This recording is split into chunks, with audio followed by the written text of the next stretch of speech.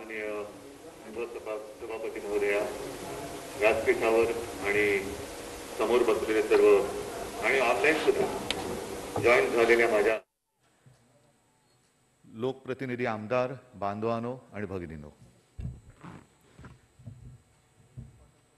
गेल्या 1.5-2 वर्षामधला प्रशिक्षण या कारणासाठी आपण करत असलेला हा पहिला कार्यक्रम आहे आणि मला एका गोष्टीचं समाधान आहे की कालच आपल्या राज्यातल्या शाळांची घंटा वाजली आणि आज आपला वर्ग भरला. आपण सगळे विद्यार्थीच आहोत आणि विद्यार्थी म्हटल्यानंतर थोडंसं मास्तर आणि हेडमास्टरांचं काम सभापती उपसभापती महोदयांना करावंच लागणार. विषय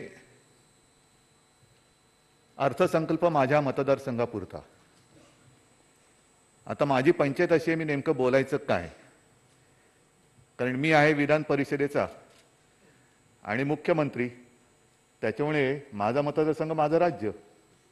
आणि जर मी माझ्या राज्याचा विचार करणार नसेन आणि मी जिथे राहतो तेवढ्यापुरता अथवा एखाद्या विभागापुरता कोता विचार करणार असेन तर मग मी मुख्यमंत्री कसला.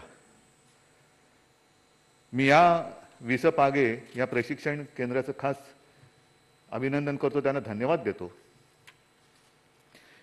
याचं कारण असं की काही गोष्टी आपण आमदार होतो, अनेकदा असंही होतं की आपण क्षेत्र कोणतं आहे, कोणत्या क्षेत्रात एखादी व्यक्ती काम करते आहे त्याचा विचार न करता केवळ एक सरकार टिकलं पाहिजे त्याच्यामुळे एखाद्या व्यक्तीला, आणि ते काही अयोग्य असतं अशातला भाग नाही, आपण मंत्रीपद नाहीतर दुसऱ्या कोणतं तरी एक सन्मानाचं पद देतो.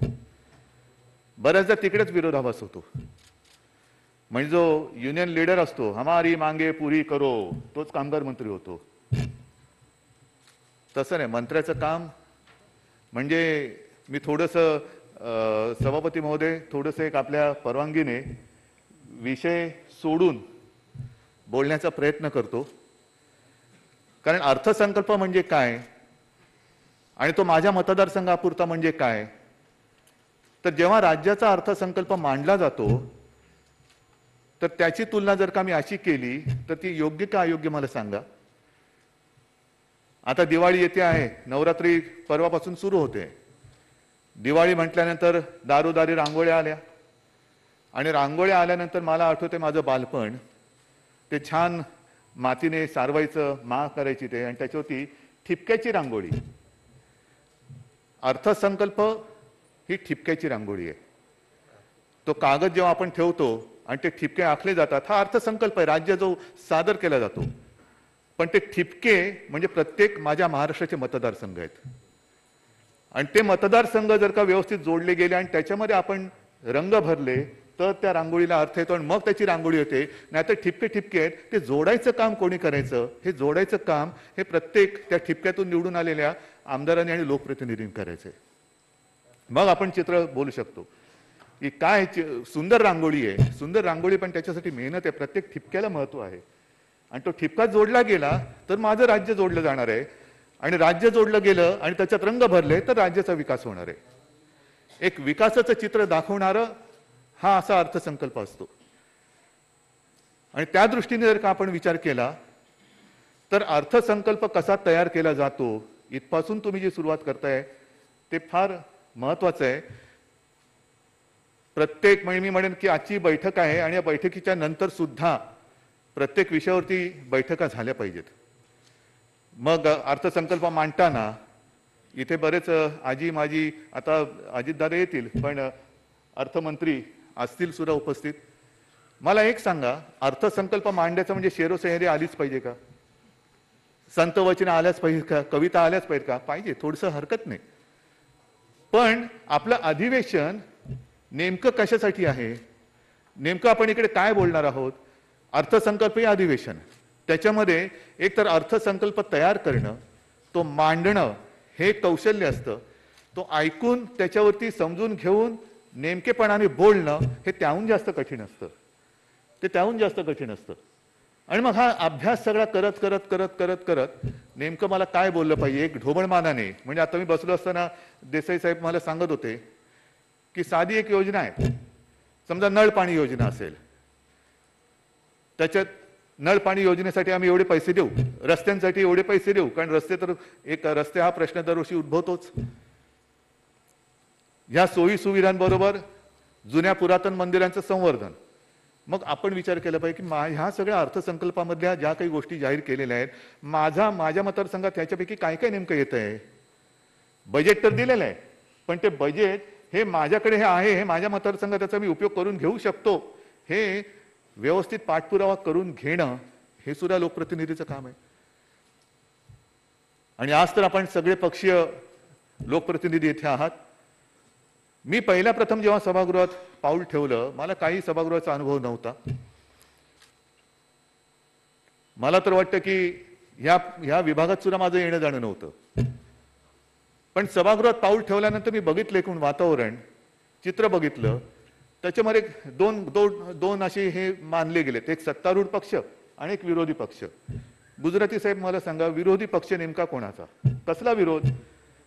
आणि माझ्या त्या भाषणात मी म्हटलं होतं की महाराष्ट्रातले सगळे मतदार आपल्या ह्या अधिवेशनाकडे एकटक नजरेने बघत असतात की माझा लोकप्रतिनिधी मी विश्वासाने पाठवलेला आहे, नाहीतर दुसरे पण उभे होतेच.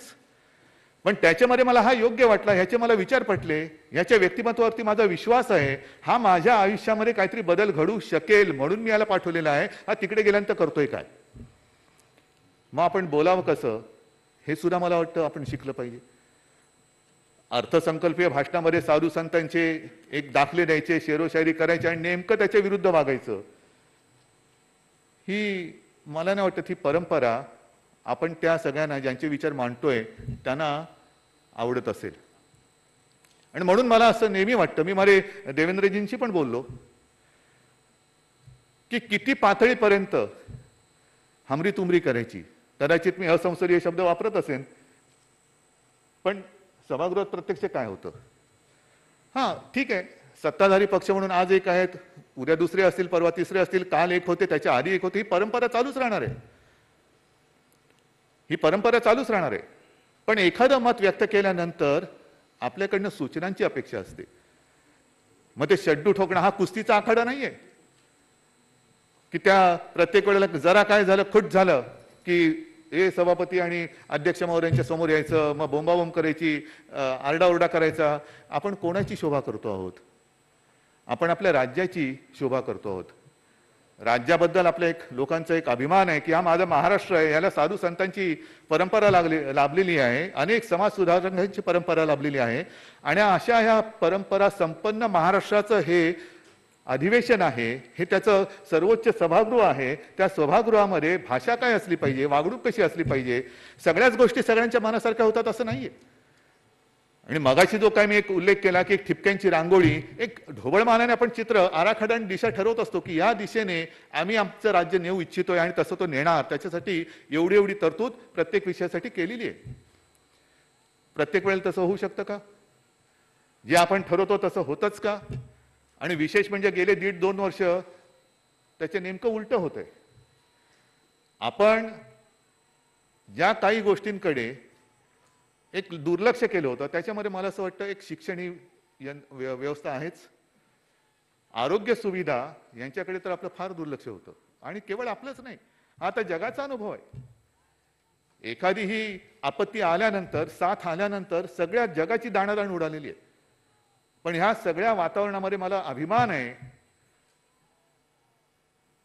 मी ठामपणे सांगू शकतो की कदाचित जगात अन्यत्र कुठेही नसेल एवढी आरोग्य सुविधा आपल्या महाराष्ट्राने या गेल्या 1.5 वर्षात वाढवून दाखवलेली आहे. आणि नुसती वाढून सोडून नाही दिली, आता सुद्धा ही लाट ओसरले म्हणतात तसा अनुभव आहे थोडासा. तिसरी लाट येऊ नये अशी प्रार्थना आहे. प्रार्थना करून अनेक गोष्टी साध्य होतात, पण काही वेळेला प्रार्थनेला प्रयत्नांचं बळ द्यावं लागतं. तो प्रयत्न आपण करतो आहोत का हा वेगळा विषय. पण ती लाट आलीच तर काय करायचं. आणि ती आली तर पुन्हा धावपळ होऊ नये म्हणून उभ्या केलेल्या सुविधा रिकाम्या असल्या तरी त्या मेंटेन करणं ह्याच्यावरती सुद्धा खर्च होतोय. म्हणजे मी तर विनंती करेन की ही माहिती पुढच्या वक्त्यांनी कोणीतरी दिलीपराव तुम्ही जरा एक माहिती घेऊन सांगा की नेमकं आरोग्य सुविधांवरती गेल्या वर्ष दीड वर्षामध्ये महाराष्ट्राने किती खर्च केलेला आहे. हा खर्च केलाय म्हणजे कुठून तरी आपल्याला ते पैसे, पहिलं काय जीव वाचला तर सगळं काय असेल, जान बची लाखो पाय. तर जीव वाचवणं ह्याला प्राधान्य देताना मग काही गोष्टींकडे जो पैसा आपण देऊ इच्छित आहोत तो अचानक आरोग्य सुविधांवरती वळवायला लागला. हे कमी पडते की काय म्हणून आपल्याला अगदी सुरुवातीला म्हणजे 19ला निवडणुकांच्या तोंडावरती आपत्ती आली होती कोल्हापूर वगैरे त्या भागामध्ये. तेव्हा काय वाटलं होतं की यांना थोडेसे जे काही केंद्राचे निकष आहेत थोडंसं वाढवून देऊ. साहजिक राजकारण आहे, समोर निवडणुका होत्या, दिलं त्यावेळेला वाढून. असं कधीतरी होतं, आता कधीतरी नाही, आता नेहमीच व्हायला लागलेलं आहे.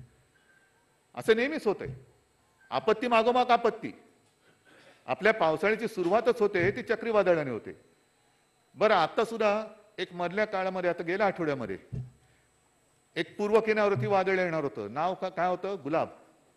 काटे कोणाला टोचले? महाराष्ट्राला.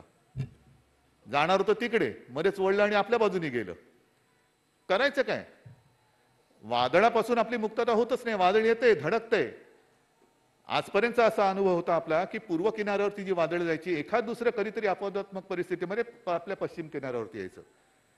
पण गेले 2 वर्ष बरं त्या वादळची नावं पण अशी आहे की पहिल्याच होतं निसर्ग, निदान उच्चार तरी व्हायचा. दुसरं आलं ते त्योक्ते.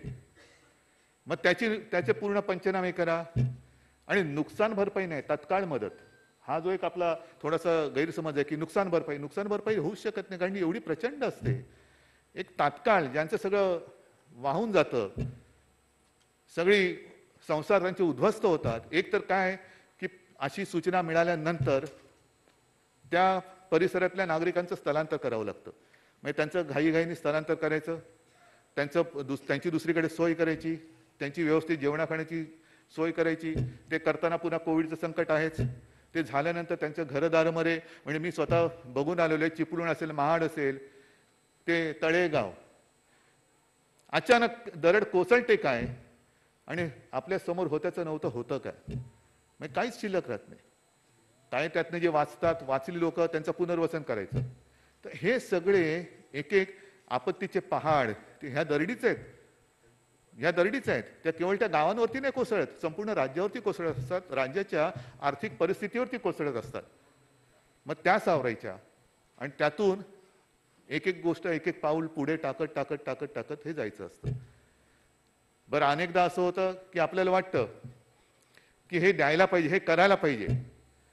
आणि टकले साहेब जो आपण उल्लेख केला, हे भान मला नेहमी ठेवावं लागतं. आणि ठेवलं नाही तरी माझ्या ते आता स्वभावतच आहे की कधी खोटं बोलायचं नाही, अजिबात नाही. कुठेही